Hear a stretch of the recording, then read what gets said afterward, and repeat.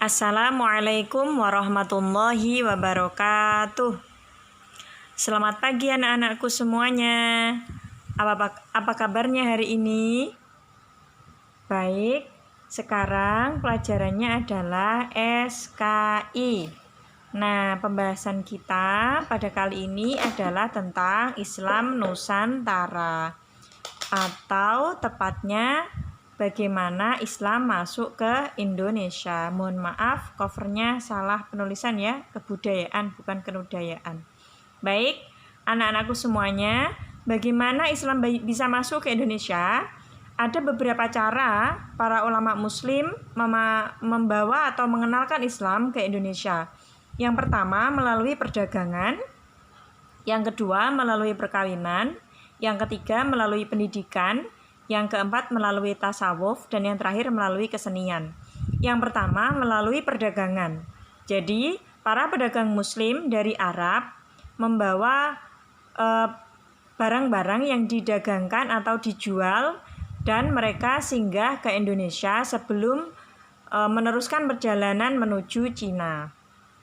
Ada juga yang mengatakan itu bukan pedagang dari Arab, tetapi pedagang dari India yang beragama Muslim. Yang kedua, melalui perkawinan, yaitu orang dari pedagang Arab itu menikah dengan orang Indonesia, kemudian tentu saja keluarganya menjadi keluarga Muslim. Di gambar ini kita bisa melihat bagaimana para pedagang dari luar Indonesia yang datang ke Indonesia, pedagang Muslim mengenalkan agama Islam kepada rakyat Indonesia. Kemudian berikutnya, selain perdagangan dan perkawinan, ada yang melalui pendidikan. Melalui apa? Yaitu melalui pesantren yang terkenal, yaitu Sunan Giri atau salah satu dari Wali Songo. Kemudian ada 3 teori yang mengatakan Islam masuk ke Indonesia dibawa oleh siapa, tokoh siapa. Yang pertama, teori Gujarat mengatakan bahwa Islam dibawa oleh orang India atau orang Gujarat. Maka teorinya dinamakan sebagai teori Gujarat dan diperkenalkan ke Indonesia pada abad ke-13. Kalau teori Persia meyakini bahwa Islam dibawa ke Indonesia oleh orang Persia, Muslim Persia. Kemudian teori Makkah meyakini bahwa Islam di Indonesia dibawa oleh pedagang dari Makkah.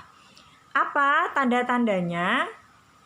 Yang pertama, teori Gujarat, tandanya adanya nisan yang bertuliskan huruf seperti huruf di India. Selengkapnya kita akan memperkenalkan bagaimana tanda-tandanya secara lebih lengkap dari 3 teori itu untuk pertemuan ketiga insya Allah. Nah, perkembangan Islam di Indonesia yang pertama, Islam berkembang di Pulau Sumatera dulu. Tandanya dengan adanya kerajaan Islam pertama di Indonesia, yaitu Kerajaan Samudra Pasai. Setelah itu barulah muncul di Pulau Jawa, kemudian di Pulau Sulawesi. Kemudian anak-anakku, mengapa agama Islam bisa cepat berkembang di Indonesia? Penyebabnya yang pertama, syarat masuk agama Islam sangat mudah. Karena Islam sangat ramah dan tidak dibawa di Indonesia dengan pedang atau peperangan, melainkan dengan cara damai. Kemudian upacara-upacara dalam Islam sangat sederhana. Yang ketiga, Islam tidak mengenal sistem kasta.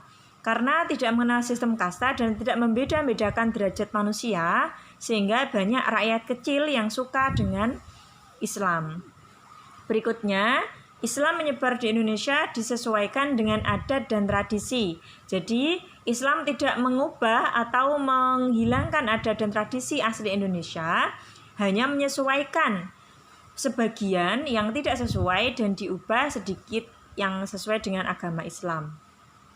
Contohnya adalah tradisi tahlil, kemudian perayaan kelahiran hingga kematian. Nah, anak-anakku semuanya, tugas untuk kali ini adalah catatlah pelajaran ini di buku kalian, kemudian jawablah pertanyaan berikut. Apa perbedaan cara beragama masyarakat Indonesia zaman dahulu dengan masyarakat sekarang? Nah, untuk menjawab pertanyaan ini, kalian boleh bertanya pada orang tua, kakek, nenek yang mengetahui cerita zaman dahulu ataupun mencari informasi di internet. Demikian pelajaran kita hari ini. Sampai jumpa di pertemuan berikutnya. Wassalamualaikum warahmatullahi wabarakatuh. Tetap semangat ya anak-anakku semuanya.